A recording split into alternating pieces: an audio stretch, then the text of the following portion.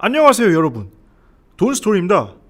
오늘은 지난 시간에 이어 스페인 정복자 피사로가 어떻게 잉카 제국을 공포의 팬데믹으로 몰아넣었는지 설명드릴게요.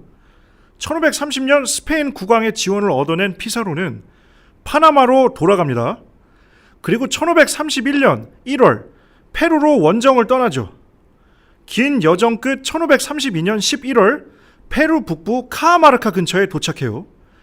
여기서 피사로는 잉카의 새 황제 아타우알파가 대군을 이끌고 근처에 머무르고 있다는 놀라운 소식을 듣게 됩니다.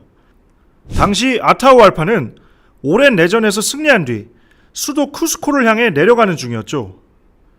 정오 무렵 카하마르카 광장에는 아타우알파가 등장해요. 앞에는 2,000명이 왕을 호위하고 그 뒤로 전사들이 함께 행진했다고 해요. 춤추고 노래 부르는 사람들, 금으로 장식을 한 사람들도 있었다고 하니까 굉장히 화려하고 멋진 퍼레이드였겠죠. 느낌 안 나시면 브라질 삼바 축제 떠올려 보시자고요. 아타우알파는 당시 왕관이랑 커다란 목걸이를 하고 가마 위에 앉아 있었대요. 80명의 가마꾼들이 가마를 들고 있었고요. 이렇게 엄청난 수의 인파와 거대하고 화려한 퍼레이드를 보고 스페인 병사들도 두려움을 느꼈죠. 하지만 피사로와 그의 군대는 잉카에 선빵 날릴 준비를 하고 있었어요. 피사로는 먼저 잉카 황제 아타우알파 행렬에 발베르데라는 수사를 보내요. 그리고 그는 왕에게 성경을 건네며 충분한 설명도 없이 여기에 손을 얹고 하느님과 스페인 왕에게 충성을 맹세하라 라고 말해요.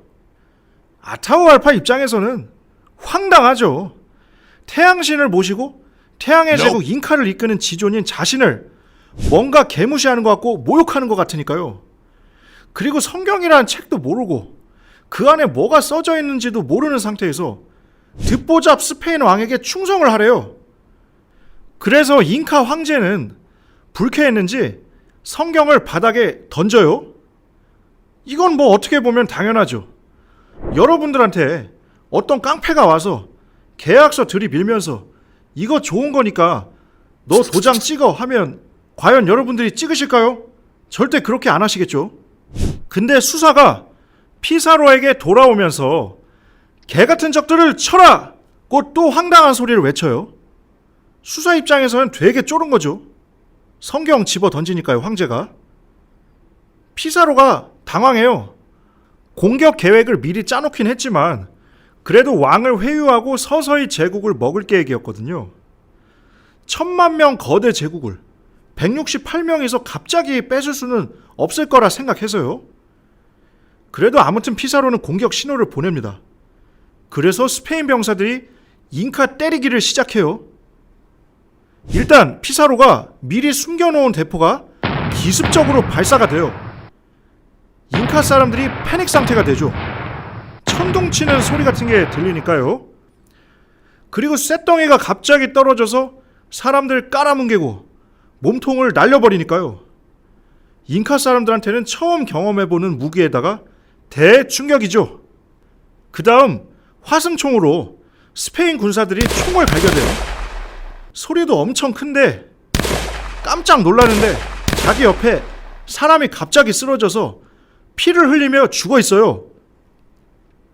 다시 충격에 휩싸입니다. 그런데 그게 끝이 아니죠. 이번에는 생전 처음 보는 거대한 동물 말에다가 철갑옷으로 무장한 스페인 병사들이 돌진해 오죠. 그리고 칼을 휘두르기 시작해요. 그런데 이게 또 되게 잘 들어요. 왜냐면 잉카 사람들은 갑옷이 없죠. 잉카의 군인들은 옷만 걸치고 팔다리에 이렇다 할 보호 장비들이 없었어요. 잉카 사람들 팔다리가 스페인 군사들의 칼이 한번 휘둘러질 때마다 공중으로 날아올라요. 주변에 막 떨어지고요. 끔찍하죠. 잉카 사람들이 완전 엄청나게 충격에 빠져요. 이렇다 보니 너무 놀라서 도망치다가 넘어지고 밟혀 죽는 사람들도 무지 많았죠. 여기서 이해 안 되시는 부분이 있을 거예요. 행렬이 7,000명에 그중 호위군사가 3,000명인데 어떻게 저렇게 처참하게 당하냐. 사실 잉카 제국은 철기 문명에 아직 도달 못한 상태였어요. 무기가 나무곤봉, 돌도끼, 청동 막대기예요. 이러니 칼이랑 총, 대포까지 갖춘 스페인 정복자들한테 상대가 안 되죠. 더군다나 스페인은 이슬람 세력을 쫓아내고자 오랜 시간 전쟁을 치른 경험이 있기 때문에 병사들이 다들 전문 베테랑 용병들이죠. 잉카 군인들이 상대가 안 돼요. 예를 들어서 소총이랑 수류탄으로 완전 무장한 특수부대 10명이랑 야구방망이 든 동네 고딩 일진들 500명 모아서 싸우면 누가 이길까요? 이런 느낌으로 가보시면 돼요. 결국 피사로와 스페인 병사들은 황제의 가마로 돌진합니다. 가마를 든 잉카인들이 칼에 맞아 죽고 팔이 잘리고 그래요. 그때마다 다른 사람이 그 자리 들어와서 가마 들어 올리고요. 당시 황제를 모시는 일은 엄청 큰 영광이었기에 그랬다 해요. 그래도 너무 비참한 장면이죠. 결국 가마꾼들 다 죽고 가마도 쓰러져서 아타우알파가 생포됩니다. 전투는 2시간도 안 돼서 끝이 나요. 7천여 명의 무고한 잉카 사람들이 살해된 겁니다. 왕은 사로잡히고요. 이때 황제 아타우알파가 피사로에게 말하죠. 내가 잡혀있는 방의 부피만큼 금이랑 은을 줄 테니 나를 풀어줘라. 사실 잉카 사람들한테 황제는 신이랑 똑같아요. 그러니까 황제가 몇 달 동안 인질로 잡혀 있어도 황제의 명이 또 잘 이행이 돼요. 신의 뜻이니까요. 결국 아타우알파는 자신이 잡혀있는 방을 전부 금으로 채워주는 인류 역사상 가장 비싼 몸값을 지불하게 되죠. 이때 피사로가 스페인 국왕에 넘겨준 금의 양이 오늘날 시가로 40조라고 해요. 이게 진짜 어마어마한 액수예요. 실감이 안 나실 것 같아서 비교해 드릴게요. 우리나라 부자 15위에서 40위의 재산을 모두 합쳐도 40조가 안 돼요. 36조 6,231억 원 정도. 이 돈에 3조 3천억 원을 더 얹어서 일시불로 스페인 국왕이 받은 거예요. 이거는 뭐 슈퍼 초특급 울트라 대박이죠. 근데 이렇게 엄청난 양의 황금을 받았는데도 1533년 8월 29일 결국 아타우알파를 처형합니다.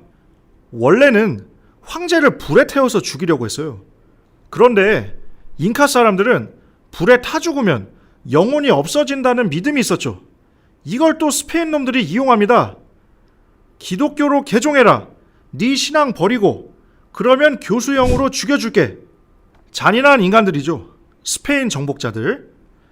결국 아타우알파는 기독교로 개종하고 교수형으로 삶을 마감합니다. 그리고 잉카 제국은 완전히 몰락의 길로 접어들게 되죠. 자, 그러면 피사로는 어떻게 됐을까요? 일단 이 인간이 자신의 소원을 성취했죠. 잉카 제국을 정복하고 엄청난 양의 황금도 삥 뜯었고요. 하지만 황제를 처형한 후 8년도 채 안 돼서 1541년 6월 26일 자신한테 반란 일으켰다가 처형당한 원정대 동료의 아들과 친구들한테 공격을 받아요. 목이 찔려서 죽게 됩니다. 자, 이제 오늘의 돈스토리 교훈 가실게요. 첫째, 적을 알고 나를 알면 100번 싸워도 위태롭지 않다. 황제 아타우알파도 바보는 아니에요. 그래도 인구 1000만 대제국의 황제잖아요. 첩보팀을 보내서 스페인 병사들 계속 관찰도 하고요. 그렇지만 자만한 거죠. 스페인 정복자들의 수가 소수인 것만 믿고 자만하고 있었어요. 자신은 수만 명에 달하는 군대를 가지고 있으니까요.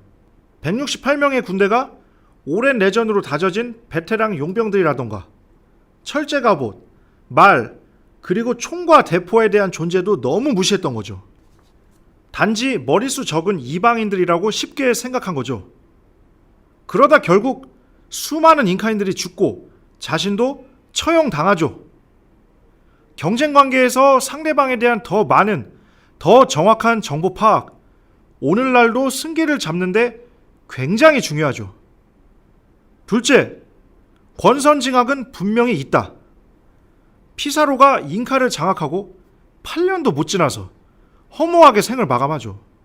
온갖 나쁜 방법으로 수많은 사람들을 죽이고 그 사람들의 주변 사람들에게 원한을 사게 되다 보니 피사로한테 복수하고 싶은 이가 도처에 있었겠죠. 결국 자신이 죽인 동료의 자녀한테 죽게 되잖아요. 여러분, 코로나19와 경기 불황으로 정말 힘든 상황이시지만 그래도 이 과정에서 서로에 대한 미움과 분노, 상대방을 가슴 아프게 하는 일은 결코 없어야 한다고 생각해요.